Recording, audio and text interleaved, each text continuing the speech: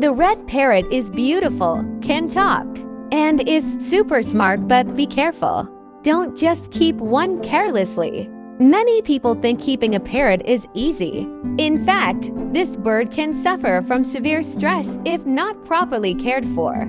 It needs a lot of attention, gets bored easily, and when it feels lonely, it might even pluck out its own feathers. Not to mention, some types of red parrots are protected species. So if you buy one without official permits, you could face legal consequences too.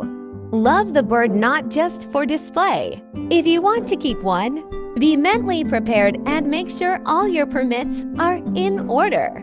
Don't forget to follow for more interesting content. Thank you.